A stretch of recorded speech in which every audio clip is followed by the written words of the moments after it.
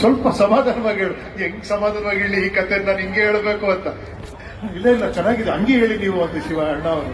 So ಆತರ encourage ಮಾಡಿ ಅವ್ರೇನಂದ್ರೆ character ಒಳಗೆ ಹೋಗೋರು, ವರದಣ್ಣ ಕಥೆ ಒಳಗೆ ಹೋಗೋರು, ಅವ್ರಿಬ್ರು ಕಾಂಬಿನೇಷನ್ ಅದ್ಭುತ ಅದು.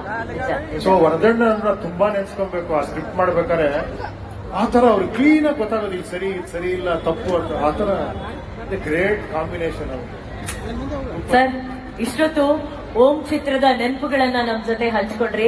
ನಾವು ಈ ನೆನಪುಗಳನ್ನ ಮರುಕಳಿಸೋದಕ್ಕೆ ಕಾರಣ ಏನಪ್ಪಾ ಅಂತ ಅಂದ್ರೆ, ಈ ಇತಿಹಾಸ ಸೃಷ್ಟಿ ಮಾಡಿದಂತಹ ಜೋಡಿಗೆ ಈ ವರ್ಷ 30ರ ಹರುಷ.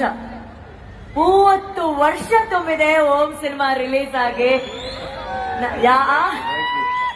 30 years of ಓಂ ಸಿನಿಮಾ ನಮ್ಮ ಕನ್ನಡ ಚಲನಚಿತ್ರರಂಗವನ್ನ ತಿರುಗಿ ನೋಡೋ ಹಾಗೆ ಮಾಡುವಂತ ಈ ಸಿನಿಮಾಗೆ ಎದ್ದು ನಿಂತು ಚಪ್ಪಾಳೆಗಳನ್ನ ಸಲ್ಲಿಸೋಣ. 30 years of Om cinema for Uppi sir, Shivanna, Prema VAM, Hamsalekha sir, ಬರೀ ಒಂದು ದೊಡ್ಡ ಚಪ್ಪಾಳೆ. ಇಡೀ ಭಾರತೀಯ ಚಿತ್ರರಂಗ ತಿರುಗಿ ನೋಡ್ತು ನಮ್ ಕಡೆ.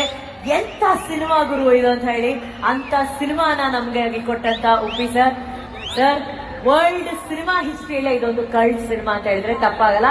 ಈಗ 30 ವರ್ಷಗಳ ನಂತರ